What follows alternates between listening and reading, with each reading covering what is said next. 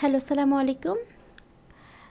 আজকে আমরা আলোচনা করতে যাচ্ছি অ্যালগরিদমস কমপ্লেক্সিটিস এবং অ্যাসিম্পটোটিক অ্যানালাইসিস এবং অ্যাসিম্পটোটিক নোটেশন। তো অ্যাসিম্পটোটিক নোটেশন বা অ্যাসিম্পটোটিক অ্যানালাইসিস বোঝার আগে আমরা একটা জিনিস আলোচনা করব যে কোন পরিপ্রেক্ষিতে আসলে আমাদের এগুলো প্রয়োজন, এবং আমরা ছোট্ট একটা লুপের মাধ্যমে এই জিনিসটা আগে বোঝার চেষ্টা করব যে কেন আমাদের এই জিনিসটা আসলে প্রয়োজন। তারপরে আমরা আসলে ডিটেলস এবং এই asymptotic algorithm complexity and asymptotic নোটেশনগুলো আলোচনা করব।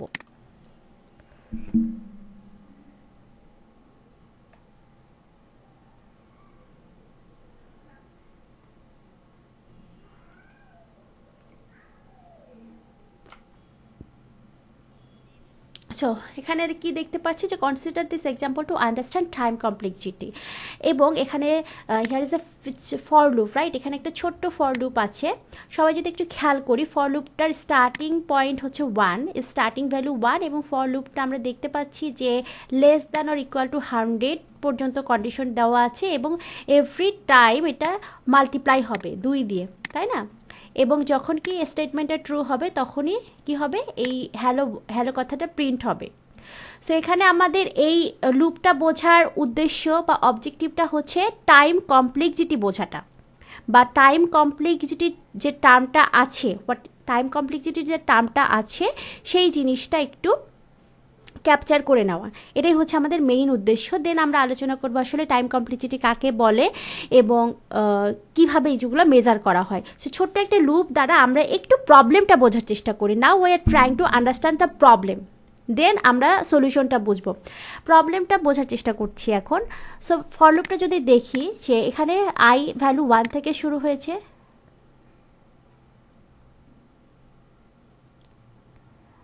রেকর্ড হচ্ছে না? রেকর্ড হচ্ছে ক্লাস। আচ্ছা, সো এখানে আই ভ্যালুটা যদি দেখি যে এখানে 1 থেকে শুরু হচ্ছে, লেস দ্যান 100 পর্যন্ত চলছে, এবং এভরি টাইম 2 মাল্টিপ্লাই হচ্ছে। So we are going to calculate the time complexity for this for loop. That means how many time this loop will be executed. I hope everyone is clear. So এখানে আমি ধরে নিচ্ছি n value is 100. Here n is 100 কারণ কি কন্ডিশনটা আমার 100 পর্যন্ত চলছে। তো ফার্স্ট টাইম যখন i value is 1, first time i value is 1, so 1 is less than 100, তার মানে একবার এই লুপটা এক্সিকিউট হবে। ওকে, দেন সেকেন্ডলি কি আই ভ্যালু কত হয়ে যাবে? 1 ইন্টু 2, দ্যাট মিনস 2 হয়ে যাবে। সেকেন্ড টাইমে আই ভ্যালু হয়ে যাবে 2, তার মানে এটা 2 ইজ লেস দ্যান 100, তার মানে কি এটা 2বার এক্সিকিউট হবে, তার মানে 2বার হ্যালো কথাটা প্রিন্ট হবে। Fine. Third time I value হয়ে যাবে কত? আই ভ্যালু ছিল 2, তাহলে 2 ইন্টু 2, দ্যাট মিনস 4। থার্ড টাইমে আই ভ্যালু হয়ে যাবে 4, 4 is less than 100, that means third টাইমেও হ্যালো কথাটা প্রিন্ট হবে। নেক্সট হচ্ছে আই ভ্যালু হয়ে যাবে কত? 4 into 2, 4 into 2, so 4 into 2 that means 8, 8 is less than 100, that means তখনও আমার এই লুপটা কন্ডিশনটা ট্রু হবে, দেন হ্যালো কথাটা প্রিন্ট হবে। দেন ফিফথ টাইম আই ভ্যালু ছিল 8, 8 ইন্টু 2, দ্যাট মিনস 16, ফিফথ টাইমে হয়ে যাবে 16, 16 is less than 100, that means six টাইমেও হ্যালোর কথাটা প্রিন্ট হবে। দেন সিক্স টাইমে এসে কি হবে?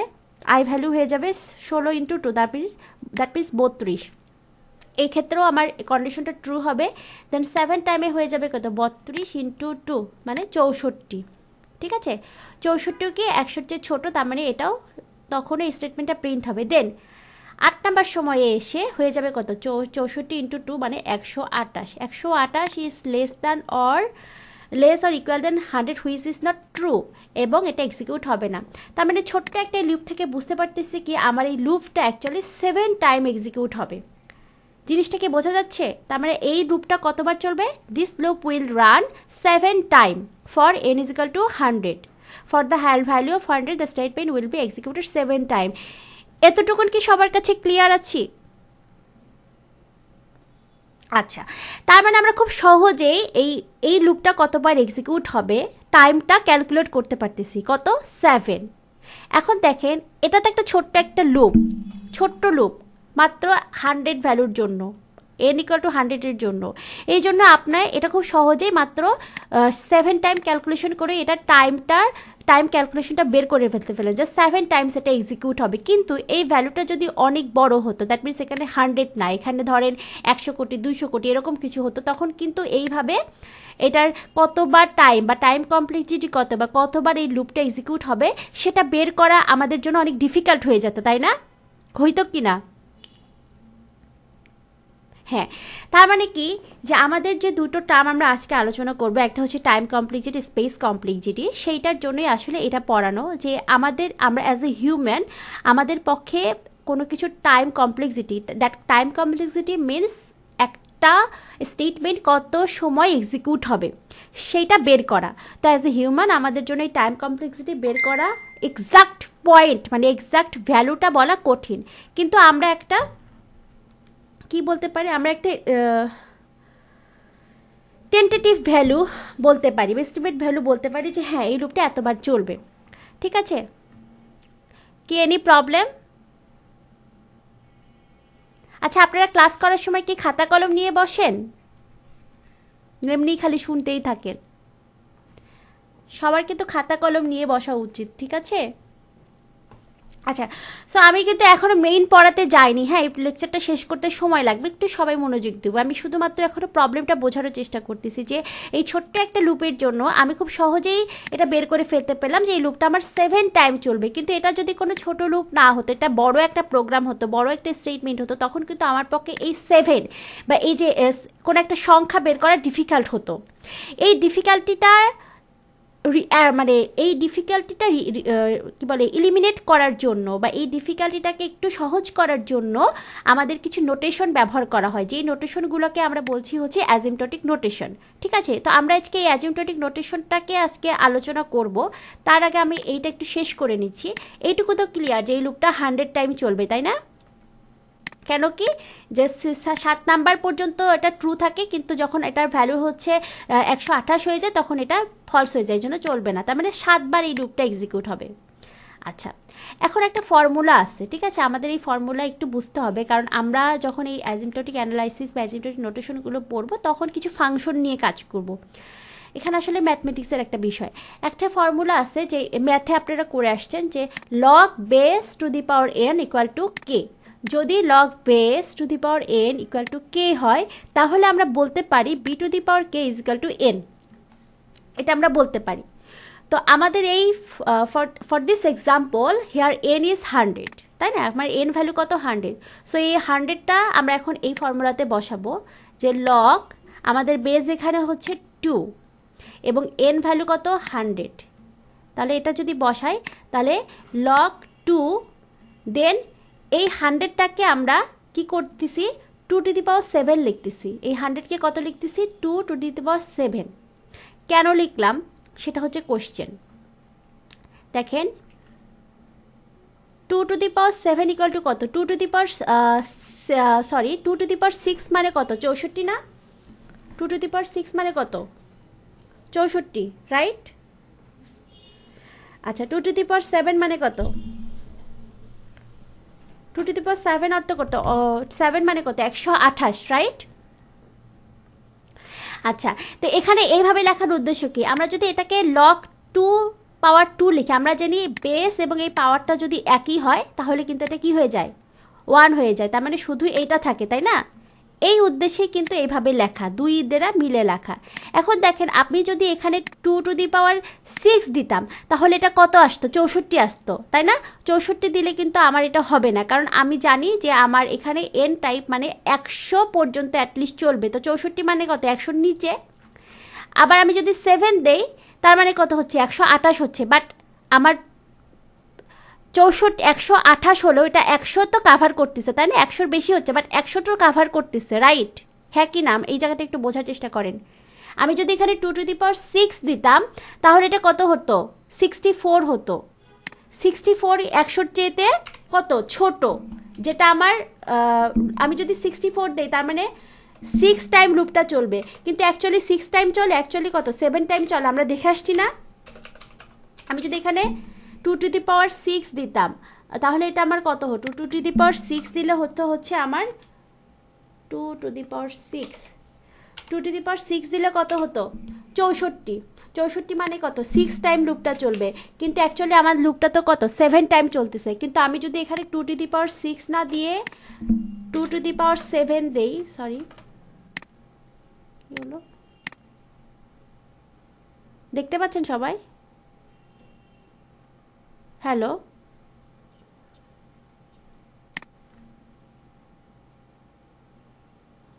আচ্ছা 1 মিনিট।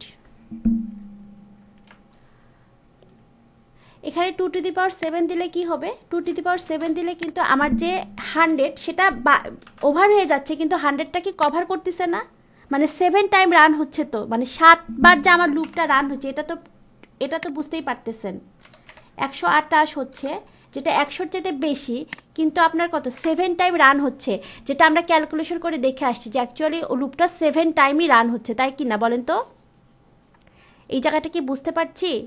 হ্যাঁ, আমি যদি 6 দেই, এখানে যদি 2⁶ দেই তাহলে আসলে 6 টাইম হবে, যেটা আসলে ট্রু না। বাট আমি যদি 7 দেই, এটা 128 হয়ে যাচ্ছে, মানে 100 ওভার হয়ে যাচ্ছে, বাট 100-র নিচে তো হচ্ছে না, এবং অ্যাকচুয়ালি 7 বারই তো আমার লুপটা রান করতেছে, তাই না? এই জন্য এটা 7 দেওয়া।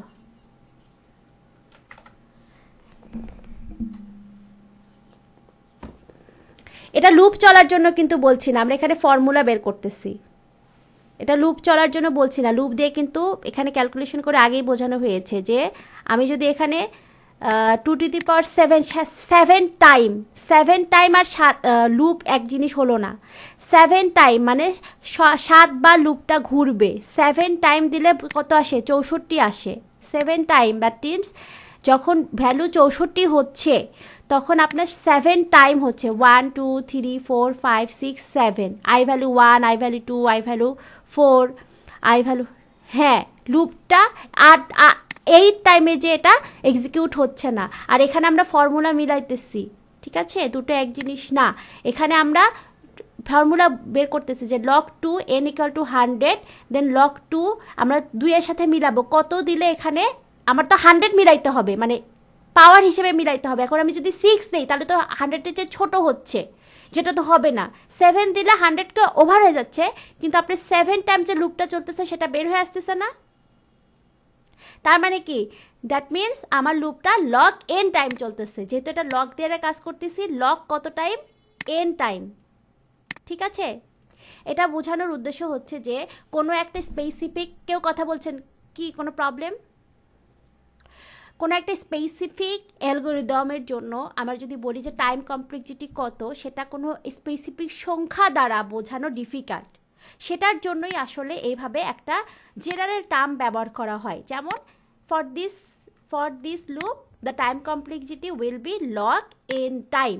আমি যদি শুধু লগ n বলি, তার মানে এখানে বোঝা যাচ্ছে এখানে টাইম কমপ্লেক্সিটিটা is depending on n value, n ভ্যালুর উপরে এখানে টাইম কমপ্লেক্সিটি ডিপেন্ড করবে। n ভ্যালু কত 100, এখানে 100 জন্য এখানে 7 আসছে, এখানে যদি 100-এর চেয়ে বেশি আসে তার মানে এখানে আরও বেশি আসবে, এখানে যদি 100-এর চেয়ে কম হয় তার মানে এটা আরও কম আসবে। তার মানে ডিপেন্ডিং অন কিসের উপরে, n এর উপরে। একটা জেনারেল ফর্মুলা আমরা বলবো টাইম কমপ্লেক্সিটি। কেন জেনারেল ফর্মুলা? কারণ কোনো একটা স্পেসিফিক অ্যালগোরিদমের জন্য কোনো স্পেসিফিক এরকম সংখ্যা বলা অনেক বেশি ডিফিকাল্ট, যেটার কারণে আমরা কি করব, জেনারেল কিছু ফর্মুলা বা জেনারেল কিছু নোটেশন ব্যবহার করব, যেটা থ্রুতে আমরা বলতে পারি যে হ্যাঁ এটা একটা আইডিয়া পাওয়া যাবে যে এই প্রবলেমটা বা এই স্টেটমেন্ট বা এই অ্যালগোরিদমের টাইম কমপ্লেক্সিটি এত।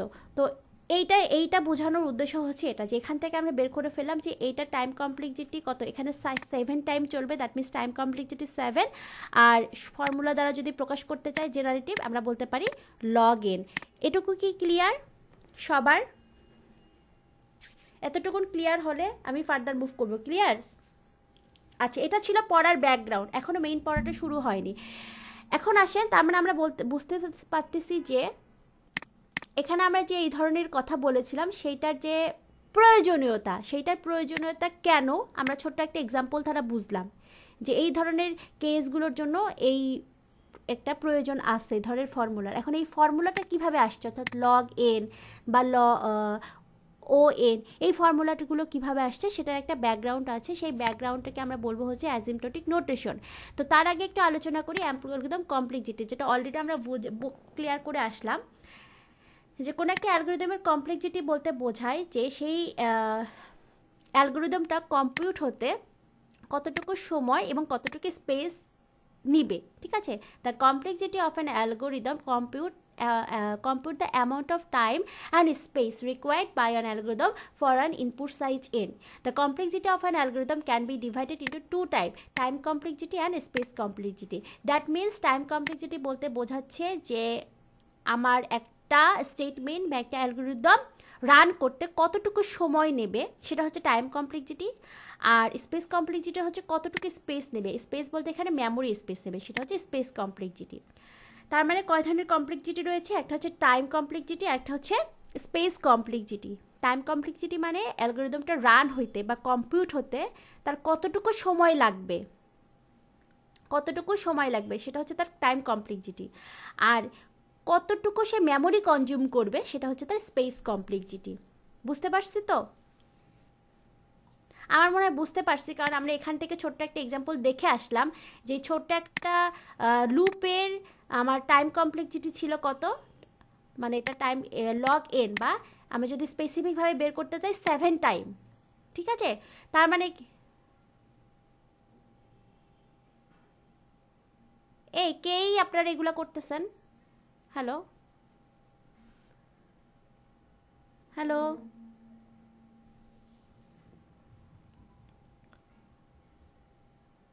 আচ্ছা শুনতে পাচ্ছি আমার কথা? হ্যালো, আচ্ছা। সো আমি মনে হয় বোঝাতে পারছি যে এই কমপ্লেক্সিটি বলতে আসলে কি বোঝাচ্ছে, তাই না?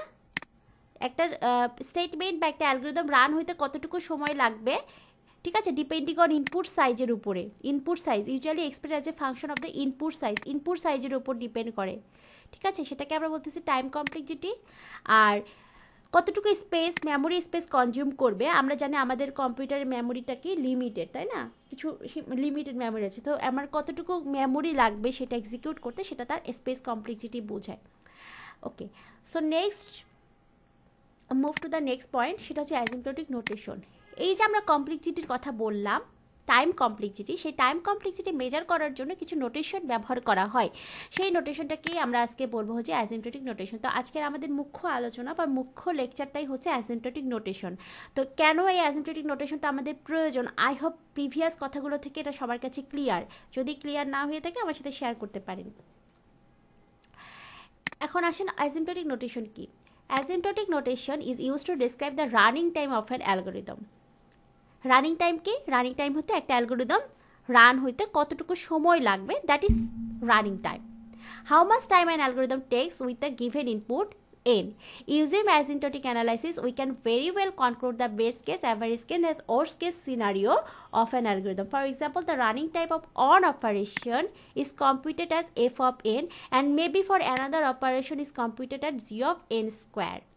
This means the first operation running time will increase linearly, and with the increase in n, and the running time of the second operation will increase exponentially when n increases. এই পয়েন্টটা কার কার কাছে clear না বলেন? আমি যতটুকু mark করে রেখেছি এই পয়েন্টটা কার কার কাছে ক্লিয়ার না? কি নাম? আচ্ছা, আর কার কাছে ক্লিয়ার না? আমি তো বুঝাইনি, আমি বলছি এই পয়েন্টটা কার কার কাছে ক্লিয়ার বা ক্লিয়ার না একটু শুনি। এটার উদ্দেশ্য হচ্ছে আপনারা নিজেরা পড়ে বুঝতে পারছেন কিনা সেটা জানা। আচ্ছা, এটা আমি বোঝাচ্ছি এটার মানে কি। তার আগে বলেন, আমি এতক্ষণ ধরে যেতটুকু বলেছি ততটুকুন কি মাথায় ঢুকেছে?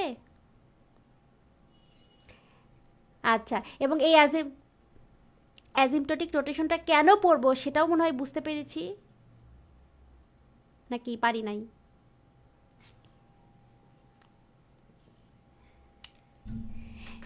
হ্যাঁ হ্যাঁ, এক্স্যাক্টলি। কেন দরকার? আমি আগেই বলেছি, কোনো স্পেসিফিক সংখ্যা, যেমন এই লুপের ক্ষেত্রে আমরা বের করতে পারলাম 7, এরভাবে একটা বড় প্রোগ্রাম বা বড় অ্যালগরিদমের জন্য স্পেসিফিক সংখ্যা বলাটা সম্ভব না। সেজন্য আমরা ফাংশন ব্যবহার করে এই সংখ্যাগুলোকে মানে এই জিনিসটাকে প্রকাশ করব যে কতটুকু সময় লাগবে, সেটার জন্যই অ্যাকচুয়ালি অ্যাসিম্পটোটিক নোটেশনটা আমরা পড়বো। কারণ এই অ্যাসিম্পটোটিক নোটেশনটাকে দ্বারাই ফাংশনের থ্রুতে ওই টাইম কমপ্লেক্সিটিটা বলা যায়।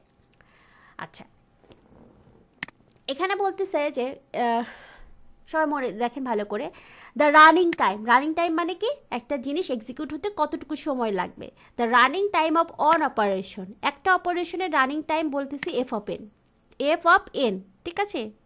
অ্যান্ড বলতেছে যে আর একটা অপারেশনের রানিং টাইম কত, জি অফ এন স্কোয়ার। এটা হচ্ছে একটা ফাংশন, এফ অফ এন একটা function, G of N square একটা ফাংশন, যেখানে এন এর ভ্যালুটা কি পরিবর্তনশীল, তাই না। ধরে নিচ্ছি, আমরা বলছি ধরে নিচ্ছি কোনো একটা অপারেশনের running time F of N, এবং আরও একটা অপারেশন অর্থাৎ অপারেশন ওয়ান, যদি দুইটা অপারেশন হয়, ওয়ান অপারেশনের জন্য হচ্ছে F of N and another অপারেশনের জন্য হচ্ছে আপনার, আর একটা অপারেশনের জন্য আপনার হচ্ছে জি অফ এন স্কোয়ার, ঠিক আছে, জি অফ এন স্কোয়ার। এখন বলতেছে এটার মানে কি, এটার মানে হচ্ছে যে দেখেন, এটা হচ্ছে this means the first operation, অর্থাৎ এই অপারেশনের রানিং টাইম ইনক্রিজ, বাড়বে লিনিয়ারলি, লিনিয়ারলি বাড়বে। তার মানে কি, এখানে এন এর ভ্যালু যত বাড়বে এটা লিনিয়ারলি, এটা লিনিয়ার মানে কি সিকুয়েন্সিয়ালি, সিকুয়েন্সিয়াল মানে 1 2 3 4 এভাবে লিনিয়ারলি বাড়বে, এন এর ভ্যালু যত বাড়বে এটা লিনিয়ারলি বাড়বে।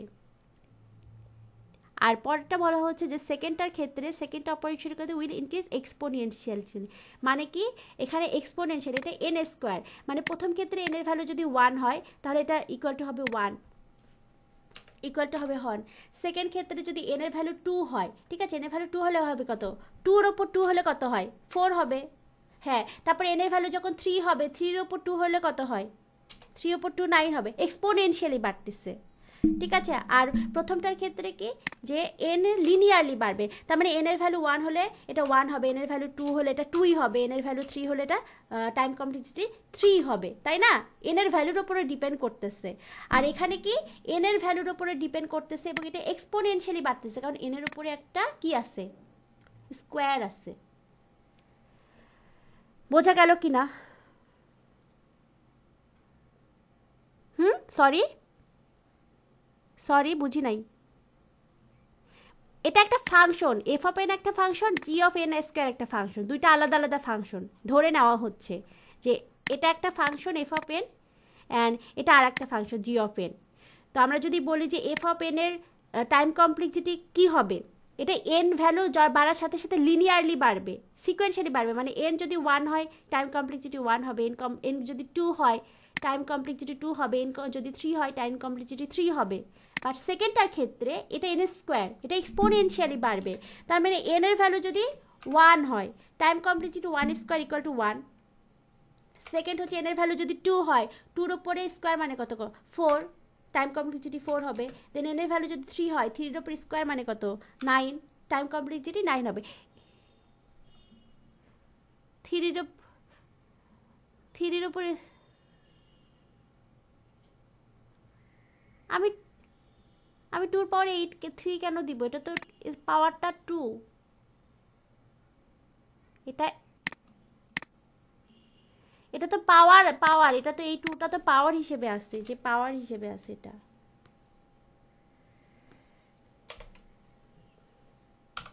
এটা পাওয়ার এন পাওয়ার 2 এক্সপোনেনশিয়ালি বাড়বে। আচ্ছা, সো এটাই হচ্ছে বলা যাচ্ছে, তার মানে কি, যে আমরা ফাংশনের থ্রুতে কোনো একটা স্টেটমেন্ট বা কোনো একটা অ্যালগরিদমের টাইম কমপ্লেক্সিটিটার একটা ধারণা প্রকাশ করতে পারি, কিন্তু যেটা স্পেসিফিকভাবে কোনো একটা সংখ্যা বলা আমাদের জন্য ডিফিকাল্ট, সেটার জন্যই আমরা এই নোটেশনগুলো শিখবো, 3টা নোটেশন শিখবো। Following are the commonly use asymptotic notation to calculate running time. একটা হচ্ছে big O notation, big omega notation and theta notation. তার মানে কোনো একটা অ্যালগরিদমের রানিং টাইম কম্পিউট করার জন্য কয়টা নোটেশন রয়েছে, 3টা। একটা হচ্ছে বিগ ও, একটা big omega and big theta notation. Okay, এখন এই নোটেশনগুলো আমরা 1 বাই 1 আমাদের শিখতে হবে, এগুলো কিন্তু পরীক্ষার জন্য ইম্পর্টেন্ট, ভালো করে বুঝবেন। আর সব কিছু পড়া কিন্তু পরীক্ষা পর্যন্ত সীমাবদ্ধ রাখলে হবে না, এগুলো ফার্দার আপনাদের অনেক কাজে লাগবে, যারা কিনা অ্যানালাইসিস, অ্যালগরিদম অ্যানালাইসিস বা এই ধরনের নিয়ে রিসার্চ করেন, তাদের জন্য অনেক বেশি বেনিফিশিয়াল হবে এগুলা। আমরা শুধু এখান থেকে ছোট্ট একটা ধারণা নেওয়ার চেষ্টা করব। সো আসেন আমরা, আমার সাথে সবাই একটু শেয়ার করি আমাদের কয়টা অ্যাসিম্পটোটিক নোটেশন, সবাই একটু বলি। তিনটা অ্যাজিমটোটিক নোটেশন। এখন তিনটার আলাদা আলাদা কাজ আছে, ঠিক আছে? কি কাজ আছে একটু ওপর থেকে একটু যদি দেখে আসি, এখানে আমরা বলছিলাম যে এই অ্যাজিমটোটিক অ্যানালাইসিস দ্বারা আমরা তিনটা টাইম কমপ্লেক্সিটি বের করতে পারি, একটা হচ্ছে বেস্ট, একটা হচ্ছে অ্যাভারেজ, একটা হচ্ছে ওর্স, তিনটা। তার মানে এই তিনটা নোটেশন দ্বারা তিনটা বের করা যাবে। বেস্ট, অ্যাভারেজ, ওর্স, এই তিনটা নিশ্চয় আমরা বুঝতে পারতেছি। বেস্ট মানে হচ্ছে সবচেয়ে কম সময় লাগা, অ্যাভারেজ মানে হচ্ছে বেশিও না কমও না, মধ্যবর্তী একটা সময় লাগা, আর ওর্স মানে হচ্ছে কি অনেক বেশি সময় লাগা, ঠিক আছে? আচ্ছা, সো আসেন প্রথমটা আমরা আলোচনা করি big O notation. Big O notation is an asymptotic notation that measures the performance of an algorithm by simply providing order of growth. Remember, আমি শুধু এই প্রথমটাই বেশি এক্সপ্লেন করব, সো এটা একটু ভালো করে বুঝতে হবে। পরেরগুলা আমার এত এক্সপ্লেন করার আসলে প্রয়োজন পড়বে না যদি আপনারা এইটা একটু ভালো করে বোঝেন। সো এটা একটু মনোযোগ দিয়ে দেখি, হ্যাঁ? ওকে, আমি বলতেছি কি big O notation is an asymptotic notation that measure performance of an algorithm by simply providing order of growth. So remember this term, order of growth. Growth that means বাড়া, রাইট? গ্রোথ মানে কি? বাড়া, হ্যাঁ, বৃদ্ধি পাওয়া। তার মানে কি যে এই যে বিগ ও যেটা, এটাকে আমরা বলবো বিগ ও। বিগ ও উচ্চারণটা হবে এরকম, হ্যাঁ? তো এইটার কাজ কি? এটা কি হবে? কোন একটা অ্যালগোরিদমের পারফরমেন্স মেজার করবে কিভাবে? বাড়া অনুসারে, অর্ডার অফ গ্রোথ। তার মানে এখানে সামথিং বাড়বে, অর্ডার অফ গ্রোথ ফাংশন। তার মানে এখানে বৃদ্ধি কিছু একটা পয়েন্ট করতেছে, সামথিং ইনক্রিজিং, সেটাকে পয়েন্ট করতেছে। The notation O is the formal way to express the upper bound. So remember this term, upper bound. So 2 point to be remember, one is growth, that means এটা increase হচ্ছে, and second is upper bound, তার মানে এটাও বৃদ্ধি সূচক কিছু point করতেছে। দুটো পয়েন্ট মনে রাখতে হবে। of an algorithm's running time, it measures the worst case time complexity। তার মানে আমরা বুঝে ফেললাম যে আমাদের তিনটা টাইম কমপ্লেক্সিটি ছিল, one is best case, and one is average case and one is worst case. So big O দ্বারা, big O notation দ্বারা আমরা কি বুঝবো? worst case time complexity, fine. কি বুঝবো?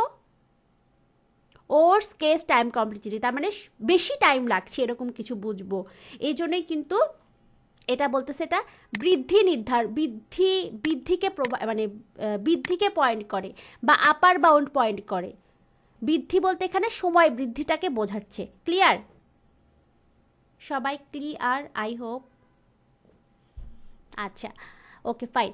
সো এটা আমরা বুঝে ফেললাম যে বিগ ও দ্বারা আসলে ওর্স কেস টাইম কমপ্লেক্সিটিকে ডিফাইন করবে, অর্ডার অফ গ্রোথ এবং আপার বাউন্ড দুটো টার্ম আছে। তার মানে এখানে আসলে সময়টাকে সময় বেশি লাগাটাকে পয়েন্ট করবে।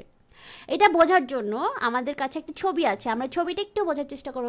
লেটস সি, ছবিটা দেখেন, এখানে একটা দুটো, এটা হচ্ছে এক্স অ্যাক্সিস, এটা হচ্ছে ওয়াই অ্যাক্সিস, রাইট? এবং ছবিটা আসলে কিভাবে আঁকা আছে দেখেন, দুটো আঁকা বাঁকা কিছু এরকম সামথিং দেওয়া আছে।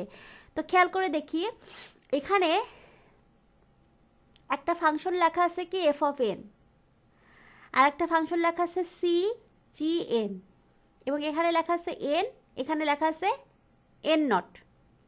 এগুলার প্রত্যেকটা মিনিং আছে, আমি একটু বুঝবো, হ্যাঁ? একটু মনোযোগ দিব সবাই। এখানে লেখা আছে যে ইফ মানে যদি F of N describe running time of an algorithm. তার মানে আমরা বলতেছি যে এই যে এফ অফ এনটা আছে, আমরা বলেছি কি একটু আগে, রিমেম্বার, আমরা বলেছি যে আমরা কোন একটা অ্যালগোরিদমের কমপ্লেক্সিটি বা টাইম কমপ্লেক্সিটিটাকে ফাংশনের থ্রুতে বলবো, যেহেতু স্পেসিফিক কোনো সংখ্যা বলে ডিফাইন করা আমাদের জন্য ডিফিকাল্ট। দ্যাটস আমরা কি করছি, আমরা ফাংশন ইউজ করছি। তো আমরা ধরছি, we are assuming that F of N define the time complexity বা running time. F of N হচ্ছে রানিং টাইম। তার মানে আমরা বলতেছি যে F of N equal to for example 1 2 3। তার মানে কোনো একটা অ্যালগোরিদমের রানিং টাইম হবে, আমরা বলতেছি এফ অফ এন দ্বারা আমরা কোনো একটা অ্যালগোরিদমের রানিং টাইমটাকে ডিফাইন করতেছি। কোনো একটা অ্যালগোরিদমের রানিং টাইমকে ডিফাইন করতেছে। তার মানে এফ অফ এন এর ভ্যালু যদি 1 হয়, তার মানে কত হবে, রানিং টাইম 1 হবে। এফ অফ এন এর ভ্যালু যদি 2 হয়, রানিং টাইম 2 হবে। এফ অফ এন এর ভ্যালু যদি 3 হয়, রানিং টাইম 3 হবে।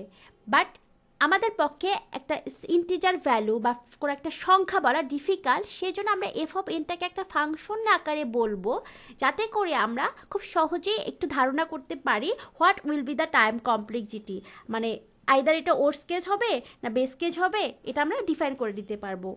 আচ্ছা, তো ধরে নিচ্ছি যে F of N describe the running time of an algorithm. যদি এফ অফ এন কোনো একটা অ্যালগোরিদমের রানিং টাইম হয়, তাহলে আমরা বলতে পারি, we can say F of N equal to order of G N, order of G N, F of N equal to order of G N, order of G N, order of মানে কি, order of growth. আমাদের big O notation মানে এই ও চিহ্নটা কি কি define করতেছে, order of growth, বৃদ্ধি ডিফাইন করতেছে। অর্ডার অফ গ্রোথ এই ওটা, ঠিক আছে, এটা এই ওটাকে কি ডিনোট করতেছে, সে বৃদ্ধি ডিনোট করতেছে, তাই না? বৃদ্ধি, কিসের বৃদ্ধি, জিএন ফাংশনের বৃদ্ধি। কিসের বৃদ্ধি, এই জিএন ফাংশনের বৃদ্ধিকে ডিফাইন করতেছে। দ্যাট মিনস বলতেছি এইটুকুর অর্থ হচ্ছে যে এফ অফ এন এর ভ্যালুটা জিএন ভ্যালু বৃদ্ধির সাথে বাড়বে। ফাইন, মানে এটা যত বাড়বে এটাও তত কি হবে, বাড়বে, এটার সাথে সম্পর্কযুক্ত, তাই না? তার মানে ইয়েস, এন এর ভ্যালুটা পরিবর্তন হবে। আমরা আগেই বলেছি কোনো স্পেসিফিক সংখ্যা বলা ডিফিকাল্ট, সেজন্য আমরা ফাংশনের থ্রুতে প্রকাশ করব। তো সেই জন্য আমরা বলতেছি যে বিগ ও নোটেশনটাকে, বিগ ও আমরা যখনই দেখব কোনো একটা টাইম কমপ্লেক্সিটির আগে ও আছে, তখনই আমরা আসলে বুঝে নেব এটা আসলে ওর্স কেস টাইম কমপ্লেক্সিটি, মানে বেশি লাগা যেটা। এবং এইটুকুর অর্থ হচ্ছে যে F of N equal to হবে order of G N, order O for order of growth, কিসের, জিএন ফাংশনের। তার মানে জিএন এর ফাংশনটা যখনই যত বাড়বে জিএন ফাংশনটা এটা তো সমান সমান, তার মানে এইটা বৃদ্ধি পাওয়ার সাথে সাথে এটার ভ্যালুটাও বৃদ্ধি পাবে। হ্যাঁ কি না একমত সবাই কি? আচ্ছা, হ্যাঁ, এখানে একটা কিন্তু আছে, কখন এটা হবে, দ্যাট মিনস আমরা কখন আসলে বলতে পারবো F of N equal to order of GN, when we can say that the condition is if there exists a positive constant c, which c, this c, এই যে এখানে ছবিতে আছে, ঠিক আছে, there exists a positive constant c and n not for some point, ঠিক আছে,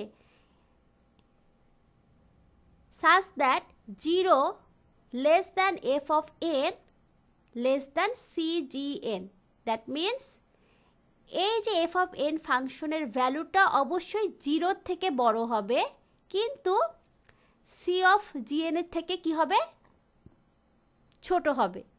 তখনই আমরা বলতে পারবো যে F of N equal to order of G N. যেহেতু এফ অফ এন বা কি বলে এটাকে, এটা অর্ডার অফ গ্রোথ ফাংশন, ও দ্বারা order of growth function define করতেছে, এবং এফ অফ এনটা আসলে জি এন এর বাড়ার সাথে সম্পর্কিত, এই জন্য আমরা এটাকে আপার বাউন্ড বলতেছি। তো এফ অফ এন আসলে কিসের আপার বাউন্ড, এইটার আপার বাউন্ড, সেই জন্য কিন্তু সিজিএনটা উপরে আসে, এফ অফ এনটা নিচে আসে। বুঝতে পারতেছি?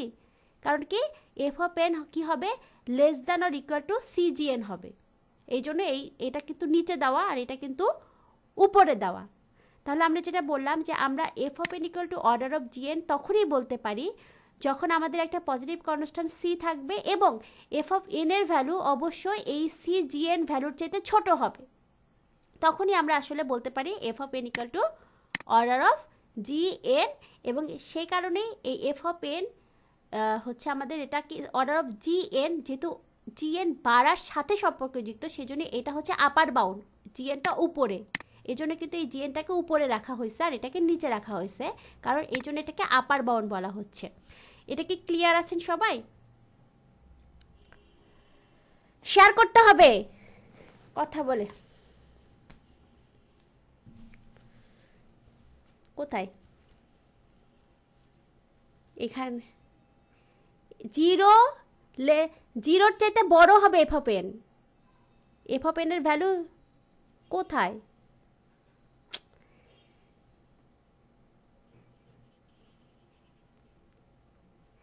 এফ অফ এন এর ভ্যালু জিরোর থেকে বড় হবে, বাট সি জি এন এর চেয়ে ছোট হবে। এই যে নিচে কোথায়? এটা এটা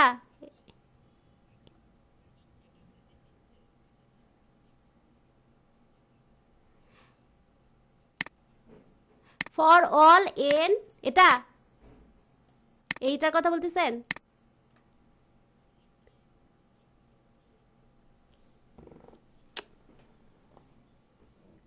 এই জায়গায় এটা কিছু না, এটা কোথায় বলতেছেন রে ভাই?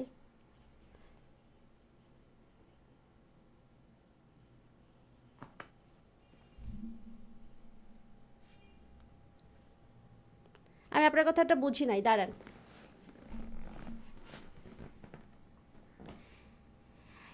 আবার শোনেন, ভালো করে শোনেন। আমরা বলতেছি F of N equal to order of G N. এটা কখন হবে? যদি যদি এফ অফ এন এর ভ্যালুটা এইটার চেয়ে ছোট হয়।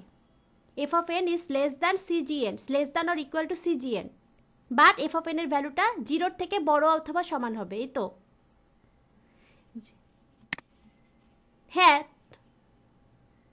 তো কি হয়েছে এখানে? ভুল কি দেখলেন? বুঝতে পারলাম না তো। আমি আপনাদের কথাই বুঝি নাই মনে হয়।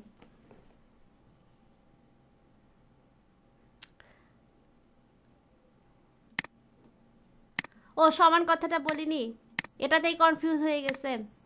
এত এত ছোট জায়গায় তো কনফিউজ হলে হবে না। আচ্ছা, ঠিক আছে। সো আমরা এই জায়গাটা যদি বুঝি, আমরা এখন একটা ছোট্ট একটা ম্যাথমেটিক্সের এক্সাম্পল দেখে এই জিনিসটা প্রমাণ করব যে আমরা যে বলতেছি F of N equal to order of G N, but how, এটা কিভাবে সম্ভব সেটাকে আমরা এখন প্রমাণ করব। কিভাবে প্রমাণ করব? এই কন্ডিশনটাকে স্যাটিসফাই করে, এই কন্ডিশনটাকে স্যাটিসফাই করে। ঠিক আছে, এটাকে স্যাটিসফাই করে আমরা প্রমাণ করব যে এটা হচ্ছে এটা। সো এখানে এখানে কি লেখা আছে একটু দেখি তো। আচ্ছা, আমি এতক্ষণ যে কথাগুলো বললাম খুব সম্ভবত এখানে সেটার এক্সপ্লানেশন দেওয়া আছে, একটু পড়ি। For example, F of N and G N are two function defined for positive integer. So remember, positive integer মানে হচ্ছে এন এর ভ্যালু পজিটিভ হবে। Then F of N equal to order of G N as F of N is big O of Gn. Already we have discussed here, right? Is on the order of Gn if there exists constant C and N not. আচ্ছা, so আমরা সরাসরি এক্সাম্পলে চলে আসি। এখানে একটা example দেখতে পাচ্ছি, সবাই একটু মনোযোগ দিবেন। আমরা এই এক্সাম্পল থেকে বোঝার চেষ্টা করব যে আমরা যে বলছি যে F of N equal to order of GN হবে যদি এই কন্ডিশনটা স্যাটিসফাই করে, তাহলে সো এটা কিভাবে প্রমাণ করা যায়, মানে আমরা প্রমাণ করব F of N equal to order of GN, এটা প্রমাণ করব আমরা এখন। সো আমরা ধরে নিচ্ছি এফ অফ এন এর ভ্যালু হচ্ছে টয়েস এন প্লাস ওয়ান এবং জিএন এর ভ্যালু হতেছে এন। ঠিক আছে, এবং আমরা বলতেছি যে এন এর ভ্যালু কিন্তু পজিটিভ হবে। রিমেম্বার, এখানে নেগেটিভ ভ্যালু হবে না, কারণ আমরা বলতেছি পজিটিভ ইন্টিজার। সো আমরা ধরে নিচ্ছি এফ অফ এন এর value twice N plus three and G n এর ভ্যালু হতেছে এন। যদি এটা হয় তাহলে now we have to find out is f of N equal to order of G n. আমরা যে এটা বলতেছি এটা কীভাবে to check f of N is equal to order of G n, আমাদের আসলে কোন কন্ডিশনটা, এই কন্ডিশনটা স্যাটিসফাই করতে হবে, তাই না? F of N is less than or equal to C G N, এই যে দিস কন্ডিশন, এখানে দেখেন this condition. So F of N is less than or equal to C G N, আমাদের এই কন্ডিশনটাকে স্যাটিসফাই করতে হবে। তার মানে আমরা যদি বলতে চাই, if I want to say F of N equal to order of G N, then we must satisfy that F of N less than or equal to C G N. So এটাকে আমরা স্যাটিসফাই করার জন্য আমরা যেটা করব, আমরা এখানে এফ অফ এনের যে ভ্যালুগুলো ধরে নিয়েছি সেটাকে বসাবো এখন। সো আমরা রিপ্লেস করে দেই, এফ অফ এনের জায়গায় লিখলাম টয়েস এন প্লাস থ্রি এবং জি এন এর জায়গায় লিখলাম হচ্ছে N. So F of N less than or equal to C G N, then F of N equal to কত, twice N plus three less than or equal to C থাকলো and G N এর value কত N. ঠিক আছে, এতটুকু মনে হয় clear. নাও আমাদের আসলে এন এর ভ্যালু পরিবর্তনশীল।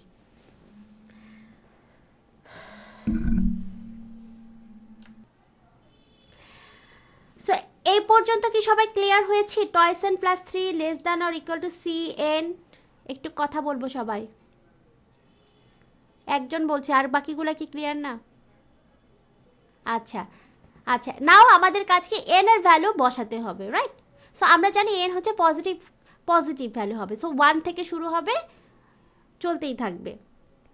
সো আমাদের কিন্তু একটা বিষয় মনে রাখতে হবে যে আমরা কিন্তু কন্ডিশনে বলেছিলাম যে এটা ট্রু হবে কিসের উপরে ভিত্তি করে, একটা কনস্ট্যান্ট সিও কিন্তু এখানে আমাদের মেজারমেন্টে নিতে হবে।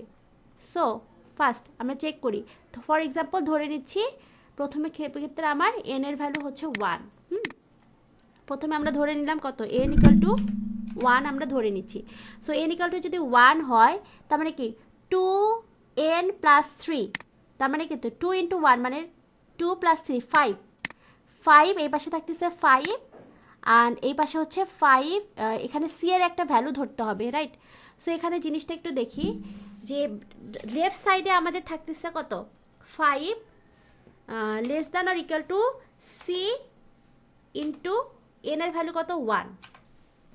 তার মানে আমরা এখানে সি এর ভ্যালু এমন একটা ভ্যালু ধরতে হবে, সি হচ্ছে কনস্ট্যান্ট ভ্যালু, সি এর এমন একটা ভ্যালু ধরতে হবে যেই ভ্যালুটা ধরলে আসলে এই কন্ডিশনটা স্যাটিসফাই করে। নাও লুক, আমরা যদি সি এর ভ্যালু 4 ধরি, সি এর ভ্যালু যদি 4 ধরি তাহলে কি এটা কি ট্রু হবে? ট্রু হবে না, কারণ এটা 5 হচ্ছে বড় আর 4 হচ্ছে ছোট। তারপরে সি এর ভ্যালু অ্যাটলিস্ট 5 ধরতে হবে, তাহলে এই কন্ডিশনটা ট্রু হবে।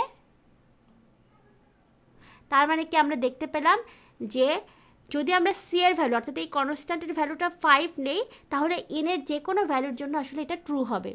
সো আমরা প্রথম ক্ষেত্রে এন ইকুয়াল টু 1 এর জন্য এই কন্ডিশনটাকে ট্রু প্রমাণ করলাম। দেন আমরা যদি এন ইকুয়াল টু 2 ধরি এবং সি এর ভ্যালু যদি 5 এ রাখি তারপরেও কিন্তু কন্ডিশনটা ট্রু হচ্ছে। সো আমরা যেটা দেখতে পাচ্ছি যে for any value of n it will satisfy above condition if the value of c is equal to 5, তাই না? যদি সি এর ভ্যালুটা আমরা 5 ধরি, যদি এই সি এর ভ্যালুটা আমরা 5 ধরি তাহলে এন এর যে কোনো ভ্যালুর জন্য আমাদের এই কন্ডিশনটা কি হবে?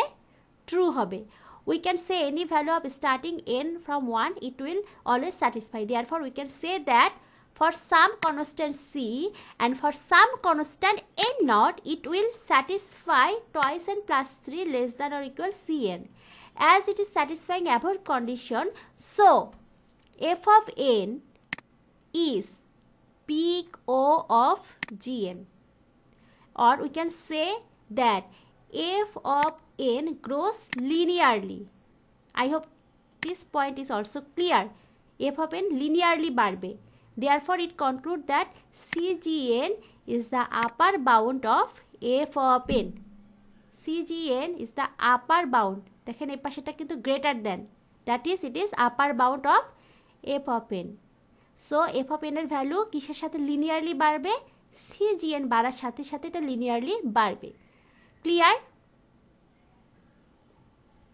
তার মানে আমরা কি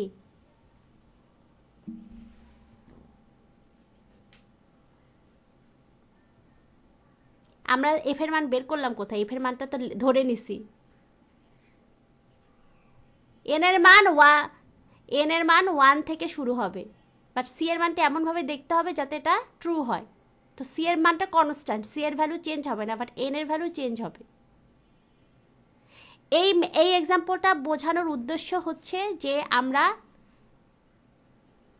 হ্যাঁ, এই এক্সাম্পলটা বোঝানোর উদ্দেশ্য হচ্ছে যে আমরা যে এমনি এমনি এই কথাটা বললাম F of N equal to order of GN if this will true, এটা কিভাবে বললাম সেটার জন্যই আসলে এক্সাম্পলটা দেখানো, আর কিছুই না।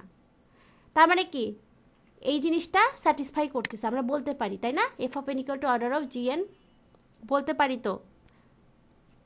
তার মানে কি F of N upper bound of G of N, এই জন্য এটা উপরে, আর এটা লিনিয়ারলি বাড়বে। জি অফ এন বাড়ার সাথে সাথে এটা কী হবে? লিনিয়ারলি বাড়বে, তাই না?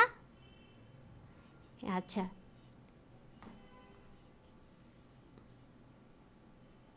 হ্যাঁ লিনিয়ারলি বাড়বে। সো হচ্ছে আমরা প্রথমটা বেরলাম যে বিগ ও নোটেশন, তার মানে আমরা যখন দেখব যে কোনো একটা অ্যালগরিদমে টাইম কমপ্লেক্সিটি এভাবে দেওয়া আছে ও নোটেশন দ্বারা, তখন আপনারা কি বুঝে ফেলবেন, এটা হচ্ছে এটা ওয়ার্স্ট কেস টাইম কমপ্লেক্সিটি, তাই না? বুঝতে পারবেন না সহজেই?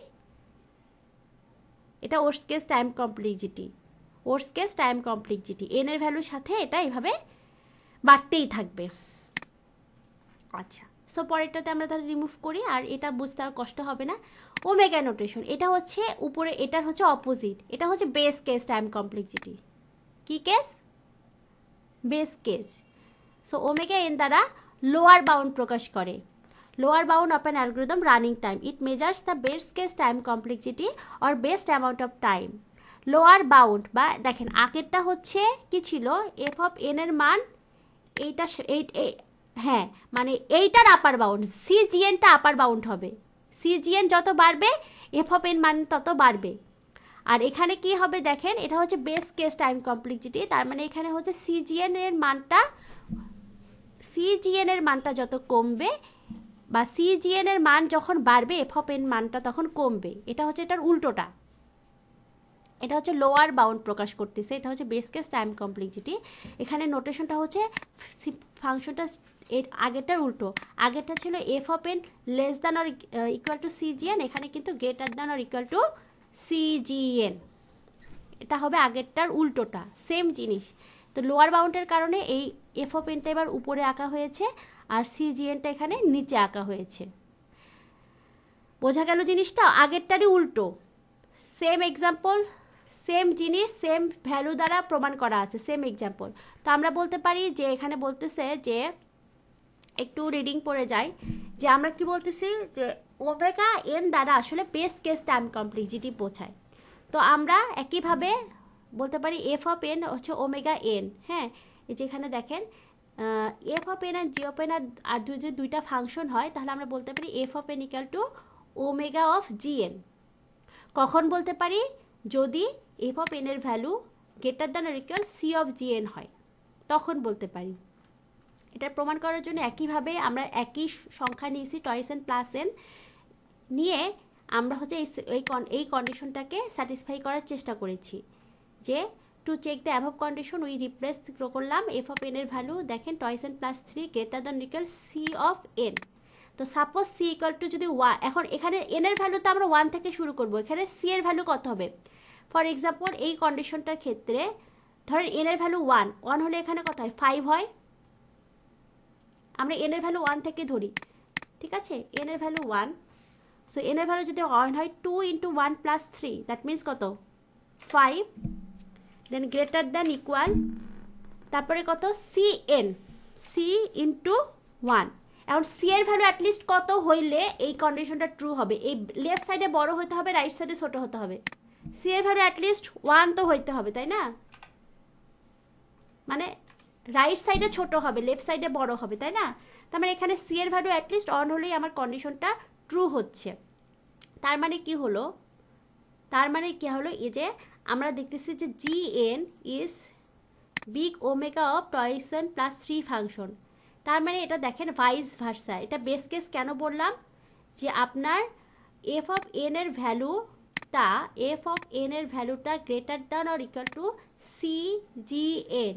মানে দেখেন ছবিটা, যে আমার এটা কেন বেস কেস টাইম কমপ্লেক্সিটি? আগেরটা ছিল যে অর্ডার অফ গ্রোথ ফাংশন, সিজিএন এর মানটা বাড়ার সাথে সাথে এটা সম্পর্কযুক্ত, এটার ভ্যালুটা তাই হবে, সিজিএনটা বাড়বে, সিজিএনটার ভ্যালুটা বাড়বে। আর এখানে সিজিএন এর ভ্যালুটা কিন্তু কি কমবে, তাই না? সিজিএন এর ভ্যালুটা কমবে না, সরি এই যে সিজিএন এর ভ্যালুটা কোথায়? এটা কমবে না, এটা কিন্তু এই ভ্যালুটা কমবে না, এই ভ্যালুটা কমবে মানে কি এটার ভালো মানে কম সময়টা আসবে, এই জন্য এটা হচ্ছে লোয়ার বাউন্ড। আর একটা যেটা আছে থিটা নোটেশন, সেটা হচ্ছে যে দুইটার মাঝামাঝি। দেখেন এফ অফ এন হচ্ছে আমার রানিং টাইম ডিফাইন করতেছে, এটা হচ্ছে অ্যাভারেজ কেস, মানে এখানে both lower bound and upper বাউন্ডের একটা সংমিশ্রণ। তার মানে এখানে হচ্ছে আমার দেখেন দুইটা কনস্ট্যান্ট লাগবে, একটা হচ্ছে সি আর একটা হচ্ছে সি টু, আর রানিং টাইমটা হবে হচ্ছে মাঝামাঝি। ফর এক্সাম্পল আমরা যদি 0 থেকে 10 পর্যন্ত চিন্তা করি, যে 0 থেকে 10 পর্যন্ত সময়, এর মধ্যে অ্যাভারেজ কত, যদি মিডল পয়েন্ট ধরি 5, তার মানে কোনো অ্যালগরিদমের রানিং টাইম 5 যদি হয়, 0 থেকে 10 ইনপুটের মধ্যে 5 হলে আমরা বুঝবো এটা হচ্ছে অ্যাভারেজ কেস, না ভালো না মন্দ, অ্যাভারেজ। আর যদি মনে করেন 1 হয় তাহলে বুঝবেন এটা হচ্ছে বেস্ট, আর যদি লাস্টেরটা হয় তাহলে হচ্ছে এটা ওর্স। তো থিটাটা হচ্ছে না একেবারেই না ওর্স কেস না বেস কেস, অ্যাভারেজ কেস, দুটার মাঝখানে। তো এটার জন্য ছবিটাও হবে দুইটা ফাংশনের, এবং এটার এক্সাম্পলটাও ঠিক একইভাবে সেম সূত্র দ্বারা, সেম ভ্যালু দ্বারা প্রমাণ করা আছে। এটা আপনারা দেখলেই বুঝতে পারবেন। আচ্ছা, এখন আর একটা ছোট্ট একটা বলি যে আমাদের আসলে 3টা ডিফারেন্ট অ্যাসিম্পটোটিক অ্যানালাইসিস কেন প্রয়োজন, এতটুকু আমরা শুধু আলোচনা করি, আর কিছু আলোচনা নেই। আমাদের 3টা আলোচনা করলাম, একটা হচ্ছে বিগ ও, বিগ ওমেগা এবং হচ্ছে বিগ থিটা। তো বিগ ও দ্বারা হচ্ছে ওর্স কেস, বিগ ওমেগা দ্বারা হচ্ছে বেস্ট কেস, আর হচ্ছে বিগ থিটা দ্বারা কত, average case. Suppose we have an array of n number, হ্যাঁ আমাদের n সংখ্যক নাম্বারের একটা অ্যারে আছে। তো let's say n equal to কত, ধরে নিচ্ছি n ইকুয়াল টু 100, ধরে নিচ্ছে আমাদের n সংখ্যার একটা অ্যারে আছে, এবং আমরা চাইতেছি যে এই n নাম্বার অফ ভ্যালু থেকে আমরা স্পেসিফিক কোনো একটা এলিমেন্ট খুঁজে বের করবো ইউজিং লিনিয়ার সার্চ। তো আমরা সবাই জানি লিনিয়ার সার্চে কি হয়, লিনিয়ার সার্চে একবার ইন্ডেক্স 0 থেকে শুরু করে লাস্ট ইন্ডেক্স পর্যন্ত 1 বাই 1 ভ্যালু কম্পেয়ার করে করে চেক করে যে আমরা যে আইটেমটা খুঁজতেছি সেটা পেয়েছি কিনা, হ্যাঁ কি না। সবাই কি একমত আমার কথার সঙ্গে? আচ্ছা, এখন ফর এক্সাম্পল আমার n সংখ্যক ভ্যালু আছে এবং আমি ধরে নিচ্ছি n ইকুয়াল টু 100, তার মানে আমার 100টা ভ্যালু আছে। হ্যাঁ, এখন আমি যদি মনে করি যে আইটেমটা খুঁজতে চাচ্ছি, সেই আইটেমটা প্রথম আইটেমটাই, ফার্স্ট আইটেমটাই আমার কাঙ্ক্ষিত আইটেম বা সার্চ আইটেম, তাহলে আসলে কি হবে, আমার টাইম কমপ্লেক্সিটি কম না? সার্চ আইটেম প্রথম আইটেমটাই যদি আমার আইটেমটা হয়, তাহলে আমাদের টাইম কমপ্লেক্সিটি হবে বেস্ট কেস, মানে বেস কেস টাইম কমপ্লেক্সিটি হবে omega 1, n is equal two 1 আমরা পেয়ে গেলাম, রাইট? আচ্ছা, কিন্তু আবার যদি দেখা যাচ্ছে যে আমরা যে আইটেমটা খুঁজতেছি এটা একদম শেষের আইটেমটা, লাস্ট, তার মানে কি টাইম কমপ্লেক্সিটি অনেক বেশি, এটা কি ওর্স কেস কমপ্লেক্সিটি, ওর্স কেস কমপ্লেক্সিটি, সেটার জন্য আমার জন্য কি ওমেগা ও নোটেশন, বোঝা গেছে তো?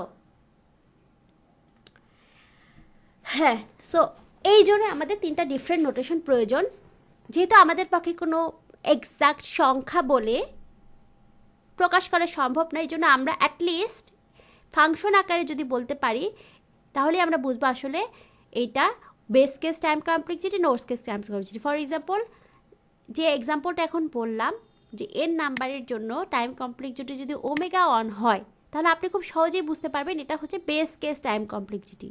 আবার যদি আপনি বলেন বিগ ও n, তাহলে আপনি বুঝবেন এটা হচ্ছে ওর্স কেস টাইম কমপ্লেক্সিটি, তার মানে বেশি সময় লাগবে, বোঝাই যাচ্ছে। ঠিক আছে, আপনি একটা আইডিয়া পড়তে পারবেন। So 3 different analysis provide proper bounding between actual function. Here bounding means we have upper as well as lower limit which assure that the algorithm will behave between this limit such that it will not go beyond this limit.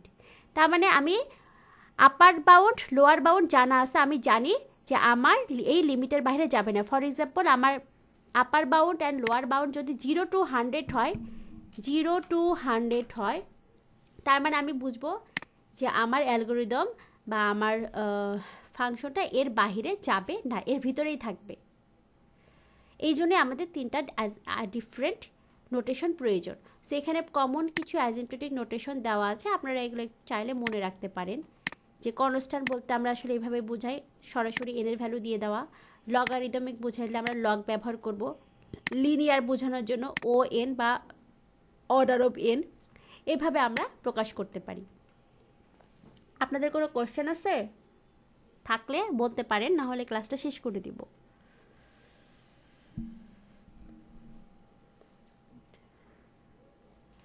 আচ্ছা, আর কারো কোনো question আছে? Anyone? আমি এইটা আপনাদেরকে খুবই explain করেছি, বাকি দুটো কিন্তু করিনি, কারণ আমি জানি প্রথমটা বুঝলে এগুলা বোঝা কোনো বিষয় না। আর এখানে যে এই যে যেহেতু একই ভ্যালু দ্বারা ম্যাথগুলো এক্সপ্লেইন করা আছে, সেহেতু আরও একদম ক্লিয়ার হয়ে যাবে। তো কোনো কোশ্চেন আছে কেন আমাদের রানিং টাইম বের করার জন্য 3টা নোটেশন প্রয়োজন? আমার মনে হয় আপনারা বুঝতে পারছেন বা কেন আসলে আমাদের এই নোটেশনগুলো জানা প্রয়োজন। ক্লিয়ার আছেন সবাই? সবার কাছ থেকে একটু ফিডব্যাক আশা করছি।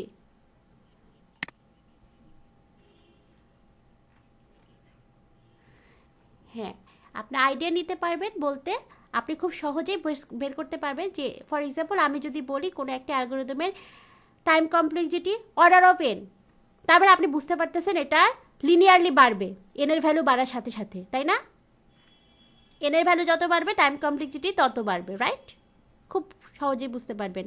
আবার আপনি যদি বলেন যে কোনো একটা অ্যালগরিদমের টাইম কমপ্লেক্সিটি ওমেগা এন, তারপর আপনি বুঝবেন যে এখানে এটা হচ্ছে বেস কেস টাইম কমপ্লেক্সিটি হবে ওমেগা এন বা ওমেগা ওয়ান এন এর ভ্যালুর ওপরে, তাই না? এটা একটা ধারণা বা প্রকাশ করার মাধ্যম, যেটা এক্সাক্ট সংখ্যা বলা যায় না ফাংশন আকারে, তখন আপনি এর ইনপুটের ভ্যালুর ওপর অর্থাৎ এন এর ভ্যালু নিয়ে সব সহজেই ক্যালকুলেশন করে বের করে ফেলতে পারবেন। এন ভ্যালুর উপরে নিজেই ক্যালকুলেশন করতে পারবেন। ঠিক আছে, কোনো কোয়েশ্চেন আছে? আজকে এত পার্টিসিপেন্ট কম কেন?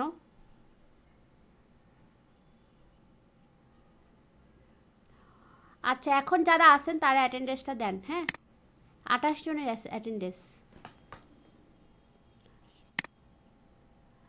অ্যাটেন্ডেন্স দেওয়ার দায়িত্বে কে আছেন?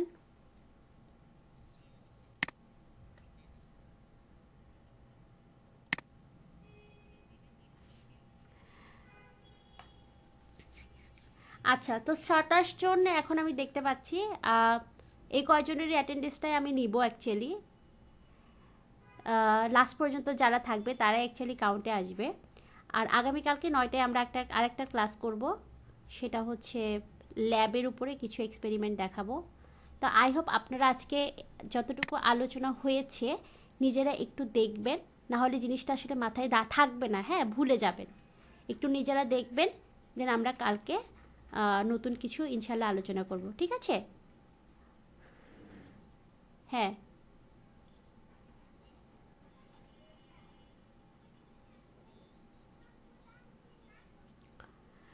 ল্যাব রিপোর্টের যে কোডটা সেটা অবশ্যই কম্পিউটারে রান করবেন, এখানে কোনো ডাউট নাই। এখন রান করার পরে কোডের পার্টটা আপনি চাইলে স্ক্রিনশটও নিতে পারেন, চাইলে কপি করেও পেস্ট করতে পারেন, বাট আউটপুট তো আর কপি করতে পারবেন না, আউটপুটটাকে স্ক্রিনশট নিতে হবে।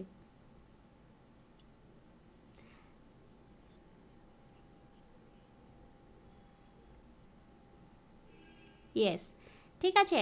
তো আজকের লেকচারে কোনো প্রবলেম পেয়েছেন বা কোনো বোঝার সমস্যা? অনলাইনে বোঝা যায়? কঠিন হয়? এত এত এক্সপ্লেন করে বলার পরেও যদি বলেন কঠিন হয়, তাহলে মনোযোগই দেননি।